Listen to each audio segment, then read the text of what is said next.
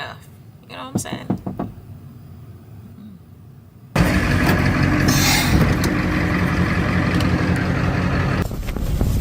I know it's windy, but... This is by far the worst, like, explosion I've... On October 26th, 2025, the creator behind Roaming Reckless, a channel recognized for solo truck camping trips with her dog Tazzy, became stranded in the quiet desert of Colorado. What was supposed to be another simple overnight stop slowly turned into something heavier, shaped by mud silence and warnings she hadn't expected. Before long, the desert felt different, as if it were watching her back. So it thunderstormed all night last night. There was this warning on this campsite when I found it that said, great campsite, but don't let it rain because you will get stuck trying to get out. So that's where the pickle comes in, because now we're gonna have to wait for it to dry up to get out of here whatsoever. Look at this boot, it just sinks.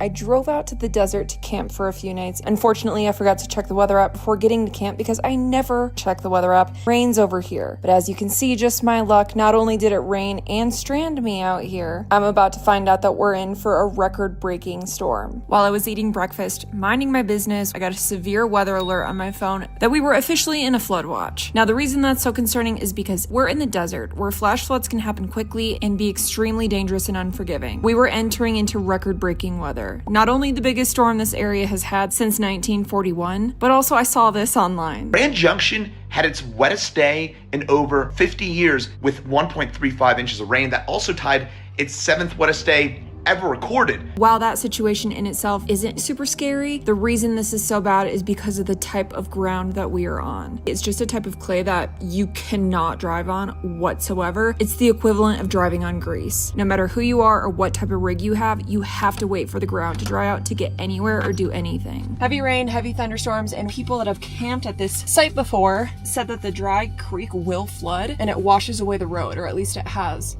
with people before. I didn't want to risk it, but obviously I'll keep an eye on it because if water levels start rising, we're just gonna have to get out of here and deal with it the best that we can. There's already water down there, which it was completely dry yesterday.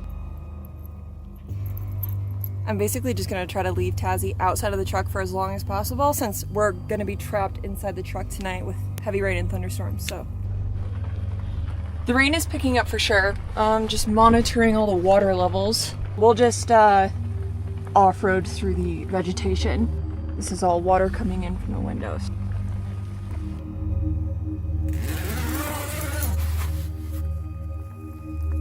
Honestly, I think we're getting pretty lucky. Like, the rain isn't super heavy, so we might be all right. You gotta love being stuck in the truck during rainstorms. You know what I'm saying, you guys? I spent a couple of hours being productive. After a while, I finally found a break in the rain to take Tazzy outside one last time before bed. However, when I ran over to check on the dry creek, I heard something sloshing in the water, only to look up and see a pair of eyes reflected directly back into my headlamp. Freaked me out. I ran back to the troopy as quick as I could. That was freaky.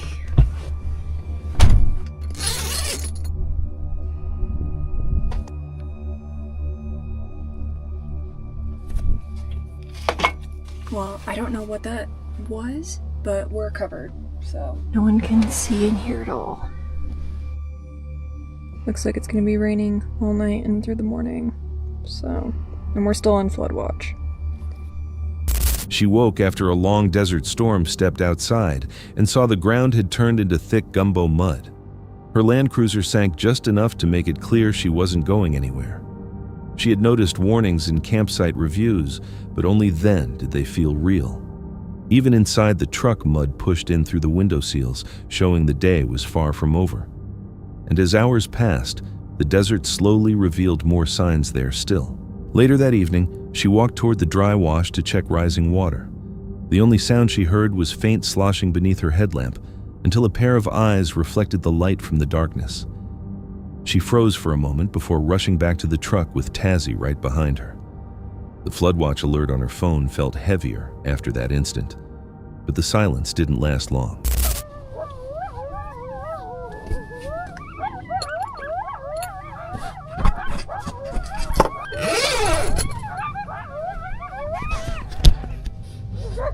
Easy.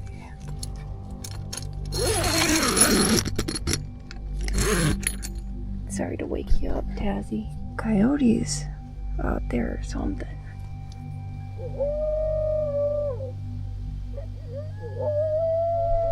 Oh my gosh, I see them. Yeah, I literally see them out there. It's probably what I saw earlier in the river.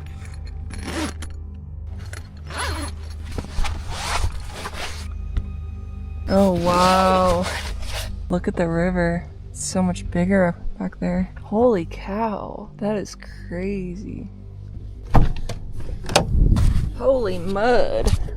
From what the forecast showed at this point, I thought we were pretty much in the clear. No more rain incoming, and while we were still under flood watch for at least another day, I was confident that if the water wasn't a threat by now, besides waiting another couple of days for the ground to dry up so we could get the heck out of here. But unfortunately, the worst was yet to come. In fact, after a couple hours in the truck, we got some blue skies and the sun even came out. It's crazy how much this has gone down in just a few hours. Good for us, because if it keeps up, then we should be able to get out of here by tomorrow. Those reviews online just freaked me out, so I'm like trying to be overly cautious. Well, even though the weather was kind of all over the place, honestly, it was not as bad as it was forecasted, which is good for us. It's definitely a good thing I had a chance to kind of like test all my systems, you know? Anyways, wish me luck that I can sleep well. Hopefully the coyotes don't wake us up in the middle of the night again. I just got woken up by a severe weather alert that says severe thunderstorms coming in with wind gusts, and there's a lot of big hail in severe thunderstorms. It says possible threat to life or property. Gusty winds could knock down tree limbs and blow around unsecured objects. Hail damage possible. Take action within the next hour. Okay. Jeez. Please.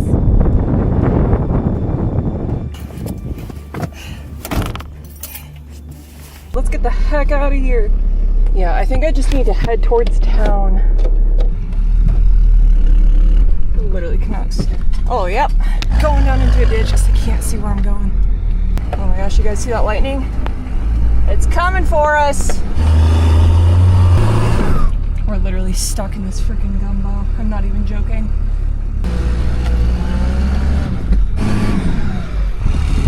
Are you kidding me? I think I'm literally stuck. At dawn, Tazzy's sudden barking woke her.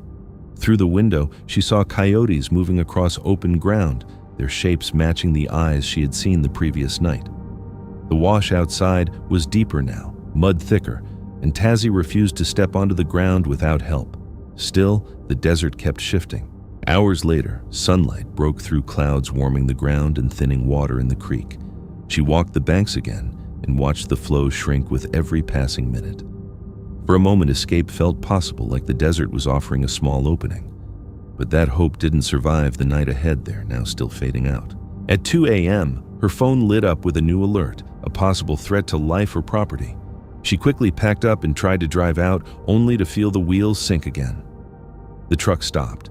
She was stuck a second time alone in the darkness, with no choice but to wait for morning. All she could hear was her own breath and the hum of the storm behind her there. Some viewers insisted the eyes must be coyotes, noting that only animals reflect light that way. Others pointed out how unnaturally still they appeared, as if watching her. And with comments mentioning coyotes hunt dogs, it makes you question what truly stood inside that wash there now. If those eyes truly belonged to coyotes, why did they remain still when the headlamp hit them? And if they didn't, what else was standing in the wash that night as the flood crept closer? On September 13th, 2021, solo traveler Sarah Dungo, known for her calm van life content and quiet nights on the road, parked at a Cracker Barrel in Asheville, North Carolina. She expected another peaceful evening. Instead, one unexpected knock on her van door changed everything and turned an ordinary stop into a night she would never forget.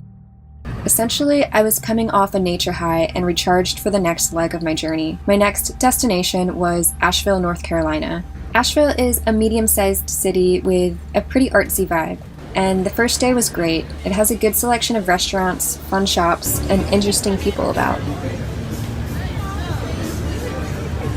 So the first night in the city, I decided to spend the night at a Cracker Barrel. They're similar to Walmart in that they allow you to spend the night if you're passing through. So I ended up spending the night here. There were some other RVs around and I had a very peaceful sleep. After that, I decided to stick around the city for one more day and explore a little more. The second day in the city was similar to my first, but the night was completely opposite. I decided to park overnight at a different Cracker Barrel across the town.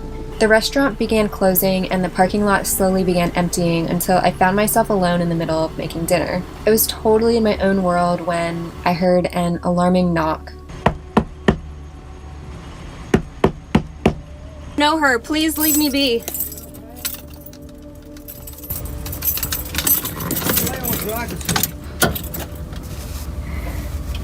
Fuck your camera, man. You're not.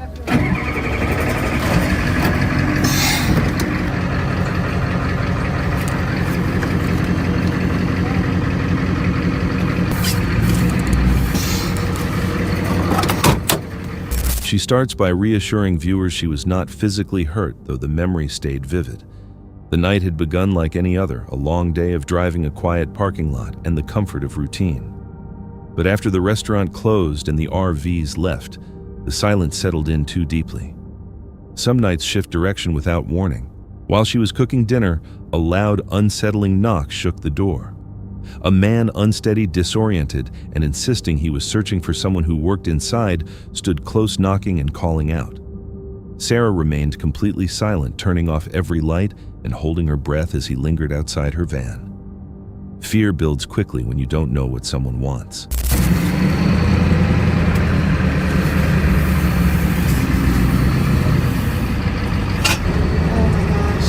What just happened? Okay, so I'm safe right now, but I just had my first knock on the door. That was not the cops. Being alone. He was complaining about a girl that worked at the Cracker Barrel and, it broke her heart and thought that she was in my van, was telling me to come out and prove that I wasn't her. I was just proceeding to tell him, please leave me be. I am not who you think I am, and I'm definitely not sheltered from seeing the effects of what drugs do to people.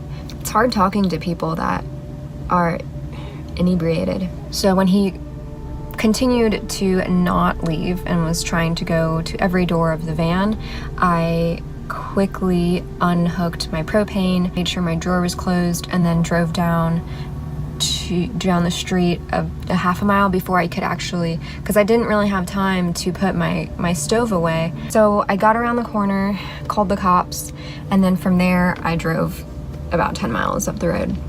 I am now at a place where there are other RVs. Before there weren't any RVs at all, no other person in the parking lot. I'm gonna get a game plan here, but I've put in some ground between me and that unfortunate event so far. But yeah, maybe just to ease my mind and completely leave the state. I wanted to like Asheville, and I still do, and I understand the enjoyments of it, but I don't think at this point I am vibing with it. So I've driven many miles away and nearly 2,000 feet in elevation upwards from the area where the incident happened. I'm sure I'll be thinking about it a little bit more, but I'm gonna try not to and try to let it go. I'm feeling still kind of awake and my adrenaline's still pumping. So I didn't get much sleep that night, and when signs of sunrise came, I was beyond ecstatic. I later found myself witnessing a special environment in the Blue Ridge Mountains. The light of day began to illuminate what was once a dark and scary night. Realizing the situation wasn't getting better, she reacted quickly. She shut everything down, disconnected. The propane grabbed her keys and drove away slowly, carefully, and without drawing attention. Only half a mile down the road did she stop briefly to clean up the mess left from leaving in a rush. Sometimes escape is the only plan you have. 10 miles later, Sarah finally contacted the police, sharing everything she could remember. She pulled into a lot where several RVs were parked, choosing proximity instead of isolation. Even there, sleep wouldn't come. The knock still echoed louder than the engine that carried her away. Safety feels fragile after a night like that. She eventually left Asheville, entirely driving into the wilderness of the Blue Ridge Mountains, gaining nearly 2,000 feet in elevation before she felt her body relax. Hours after the encounter, she watched the sun rise over the ridges, letting the quiet morning restore what the night had taken. Comments from viewers repeated the same warning. The man's excuse sounded rehearsed, his behavior deliberate. Many believed he targeted what he thought was a lone woman, showing how quickly a harmless parking lot can become a vulnerable situation. If Sarah hadn't trusted her instincts the moment that knock hit her door, how close might danger have been, and how many travelers go through something similar without ever sharing their story? On July 11, 2025, a new video appeared on the channel Sydney State of Mind. Sydney, a solo traveler who lives and films out of her SUV, set out once again. This time she traveled along the misty coastline of Oregon and into Washington state. Her channel usually captures her quiet life on the road, camping alone, cooking in her vehicle, and exploring overlooked corners of the Pacific Northwest. But this trip would be different. It began with scenic beaches and ended with a night she would later describe as one of the worst she had ever experienced. The video opened with Sydney driving along the Oregon coast, planning to visit some of the state's most well-known landmarks, Cannon Beach, Ecola State Park, and several historical locations connected to the Goonies film. At Cannon Beach, she stopped to take in Haystack Rock, the well-known sea stack rising from the gray ocean. At a nearby viewpoint, she encountered a stranger whose behavior felt unusual. Somebody back there is being kind of sketchy and approached somebody else at the scenic stop. And also when I got out of my car, he walked over here. In lieu of sketchy people being here, I just flew my drone, and the drone shots were so pretty. It's time to move on.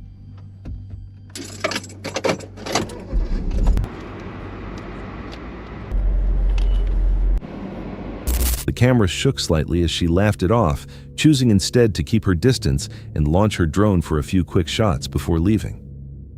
The following clips showed the coastline from above, cold, quiet, and empty. She then headed north to Ecola State Park, where scenes from the Goonies were filmed.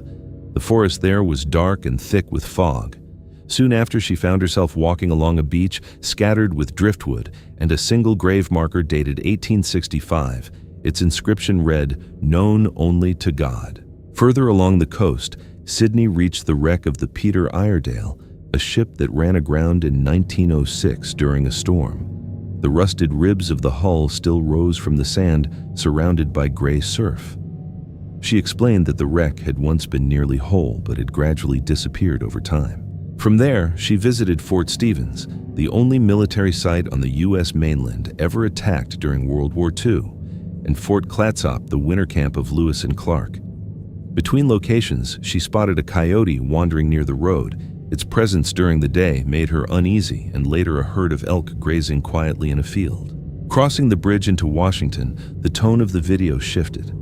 Her campsite for the night was dirty trash, scattered everywhere, damp ground, and a feeling of neglect. While flying her drone, it malfunctioned and struck both her and the side of her vehicle. She laughed nervously, brushing it off, but the camera caught her scanning the dark woods around her. Hours later, she said she couldn't shake the sense that something was off. It's nearly 2 in the morning, and I don't feel safe here anymore. Something just kept telling me to leave that site. My gut just kept telling me to leave because I thought that I would be trapped here if I waited until the morning, trapped with a downed tree or something, because it's raining, and it's been raining all night, and there was a giant hill with leaning trees next to my site, so I just didn't feel good about it. So yeah, I'm leaving. I kept trying to fight my gut, but it just kept telling me to leave. I could just park there. That's like a good spot. Around 2 a.m., rain began falling, and her instincts told her to leave before the road became impassable. The next morning, she woke up miles away, exhausted, the sky still gray as she wrapped up her trip near Seattle. Viewers later praised her instincts. Others warned that coyotes seen during the day can be dangerous. Some mentioned Fort Stevens' haunted reputation. Maybe it wasn't danger she escaped that night, but the uneasy silence that follows when the wild no longer feels empty. She ended her video with a quiet smile on a bridge in Seattle. Out there, safety isn't always about what you see. Sometimes it's about what you feel before anything happens. The video uploaded on the channel, Kev's Outdoor Adventures, begins with Kev and his loyal dog Chow heading out for a wild camp on Hunter's Hill in Cumbria, England. The area is known for its eerie folklore, especially its link to the Old Corpse Road, a path once used to carry the dead across the hills for burial. Today, we're at Mardale in Penrith. I've got Chow with us. There's a cart there. So we've just parked there. We're going to head up Haunted Hill. We've been here before, last year. I didn't get a video of it. So this time, I'm going to do a video and let you see the area where we are. Up this side, Chow. Here, up here. Chow. Wants to wander off. There it is, guys. Old Corpse Road. Come on up here. So we're going to head up here. I'll bring us back when we get so far up to north a bit.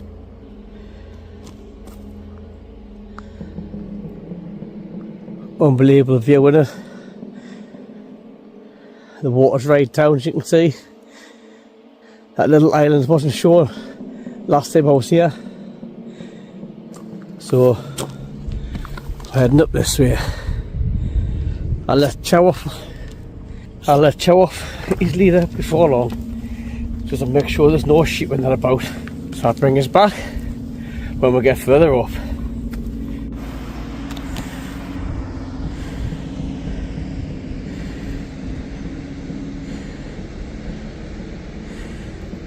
Kev explains that he had been there before, but hadn't filmed it.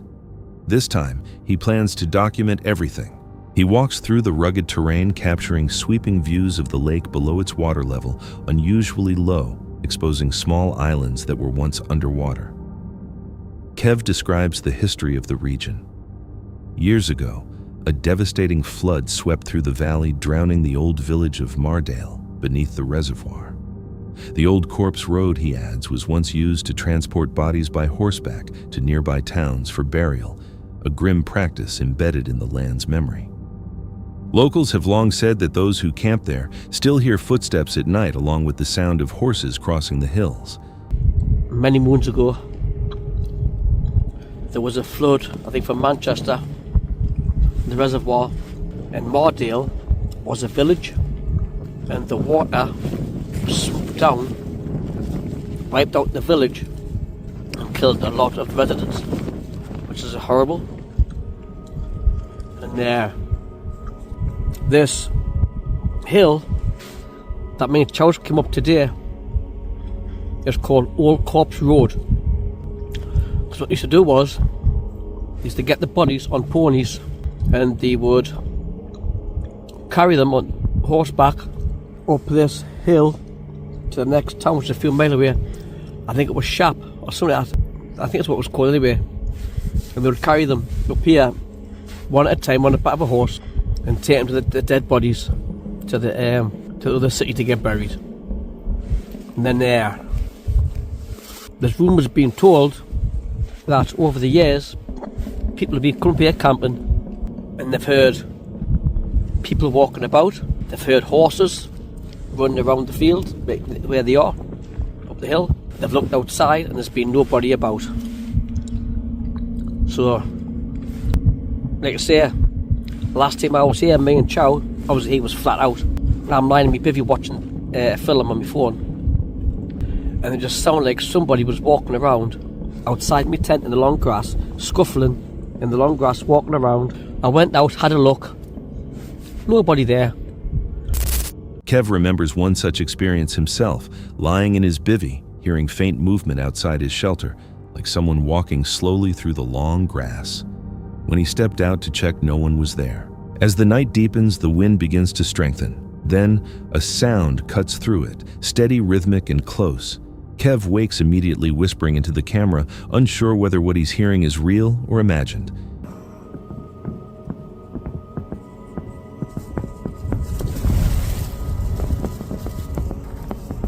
Sounds like something's outside. Like walking about. I know it's windy, but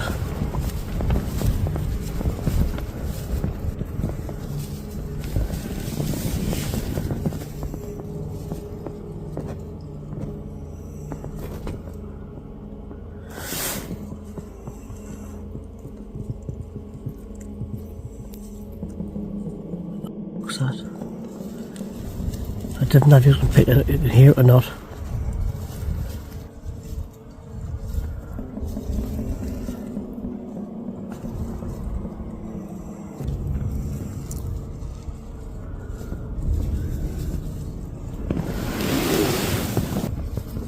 Right guys, I'm going to turn this light off.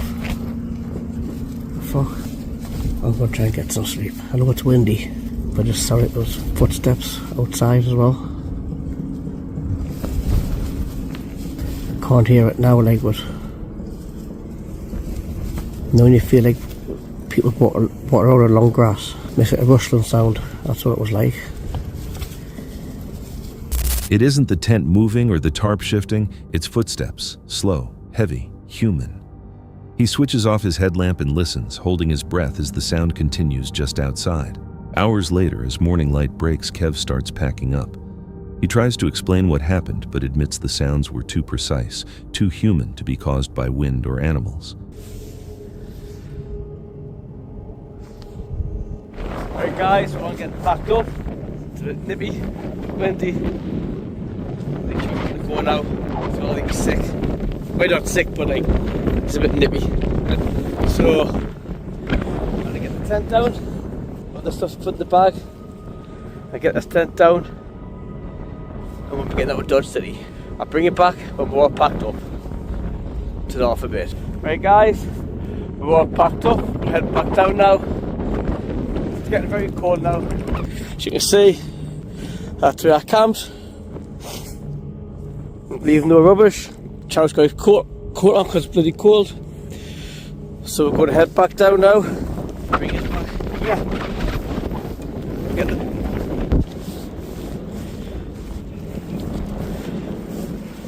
Chow, this way, come on.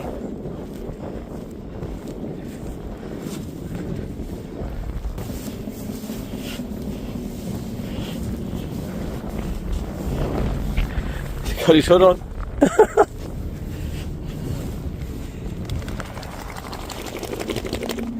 Right, come on.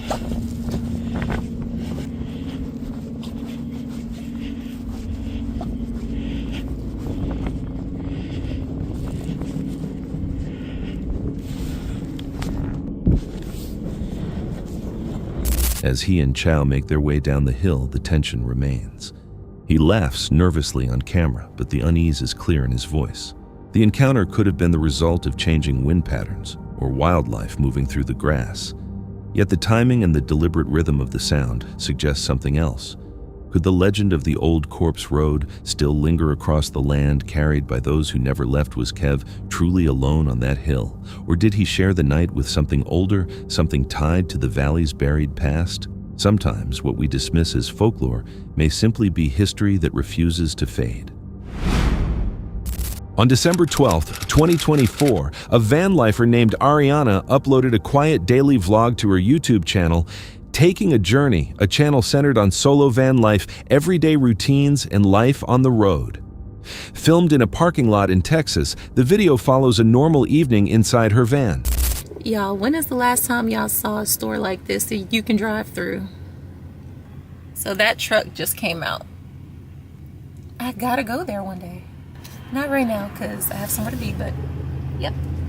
One day I'm gonna go there. That looks so cool.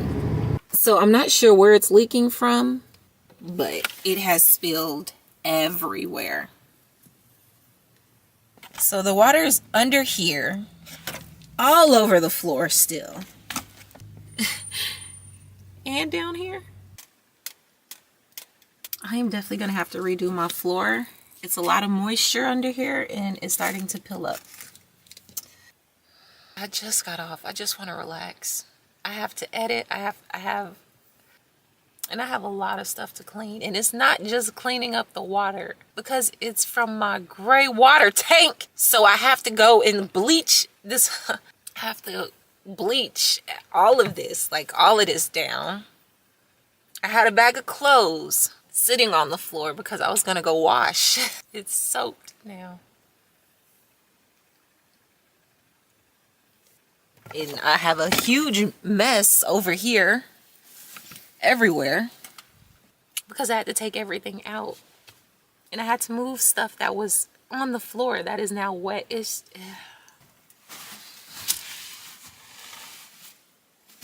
Oh my goodness, it's so wet, the floor. Look, it's coming up. The paint that was on the floor right here, all coming up.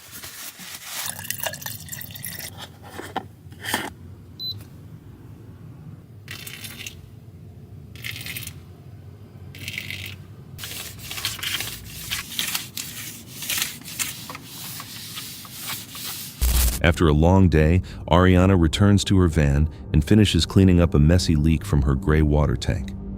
The situation has already left her tired and frustrated. Water has soaked the floor. The smell is unpleasant. She is physically exhausted and mentally drained. Later that evening, she sits quietly inside the van. The lights are on. The space feels small but familiar. For a moment, everything seems calm. Then, without warning, a sudden knock strikes the side of the van. So I just finished cleaning up. I bleached the floor 3 times. I'm pretty sure it's clean, but it just doesn't feel clean enough. You know what I'm saying?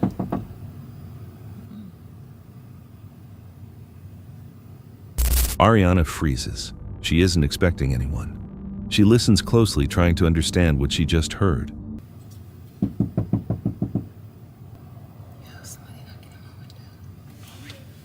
She immediately reaches for her self-defense tool. Her movements are quick but controlled. Someone just came and knocked on my window and said I'm out here. And I always keep my my pocket, you know, on me. So I'm reaching back. I'm stunned because who the is this? I don't see the person anymore. I don't even want to park here anymore. Yeah, I don't want to park here anymore.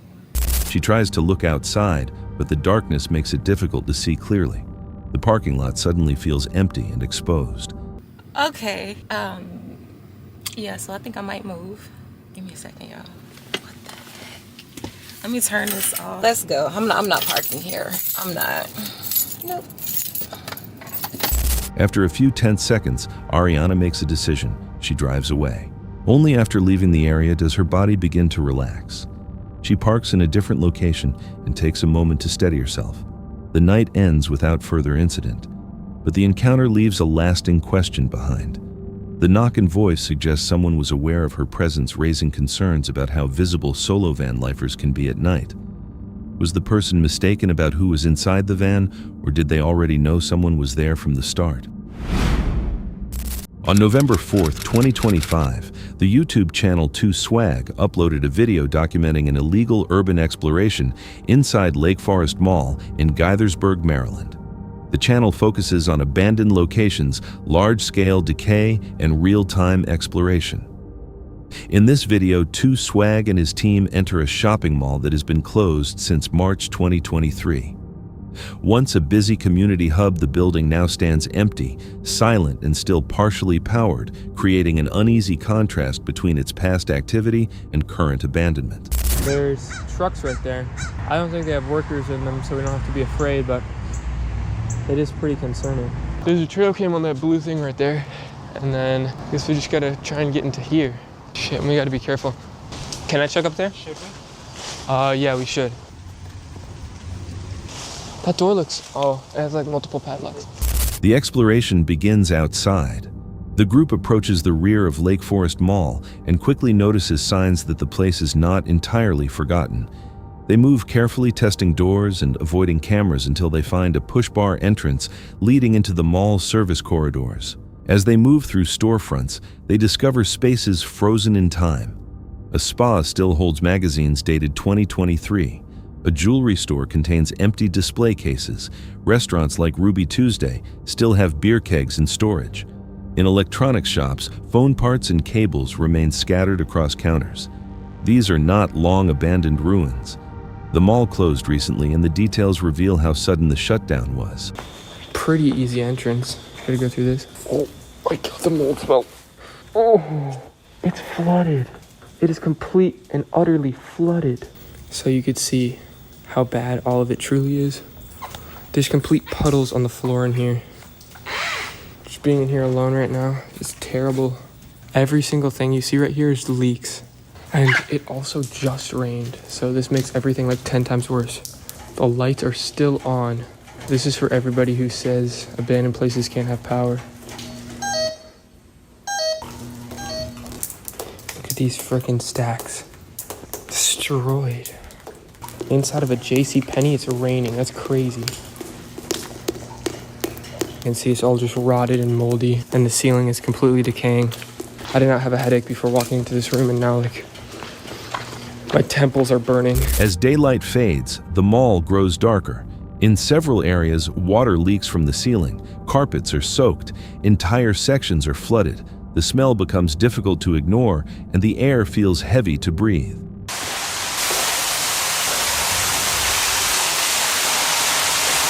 What the fuck? Holy shit. This place is fucked. This place is actually done for. Oh my god. This is by far the worst, like, explosion I've ever seen of water. Let me get out of here. Holy shit. This is dangerous. Somebody probably did that thinking it was funny and just destroyed this entire mall forever. Oh.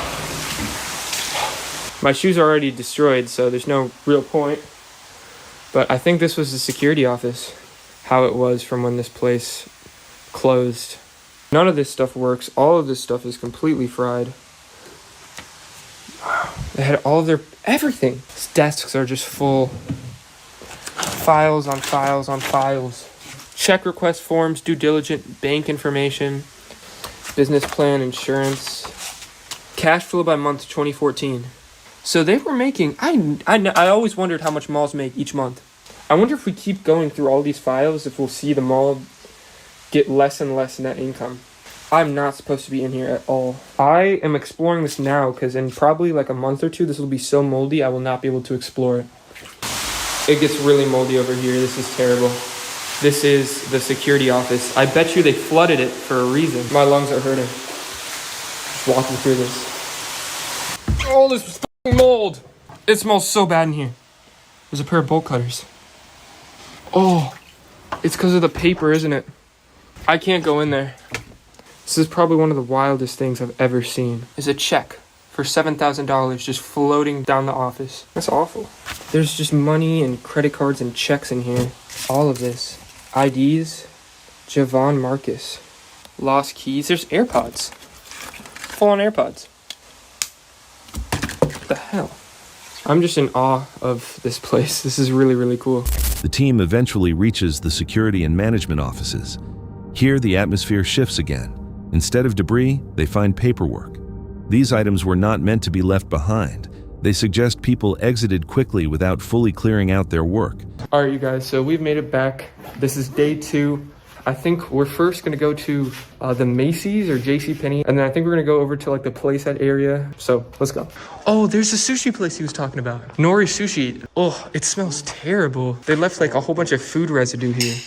Maki roll for $1.29 is crazy. Look at how old this Coke machine is. That looks sick. Look how moldy it is. Wait, I want to see what it looks like from the other side. Wait, slide around. Dude, it's actually like hot. I'm getting out of here. Yeah, look in here. Why did they just leave all this freaking food residue? That's disgusting. And then what's down here? Yeah, the kitchen is just flooded. Screw that. We're not going in there. That's gross.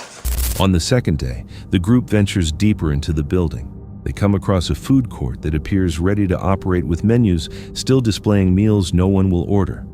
But as they prepare to leave, the mood shifts from eerie to dangerous. A heavy exit door, which had been sealed the day before, now stands open.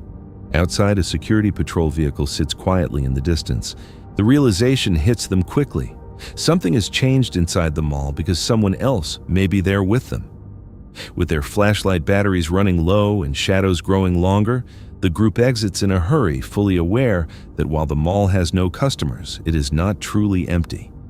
Many viewers noted that the real danger was not just trespassing but neglect. Active utilities flooding mold and unsecured personal records point to ongoing oversight issues. If a place is abandoned yet still operational, who is responsible when slow decay turns into real risk?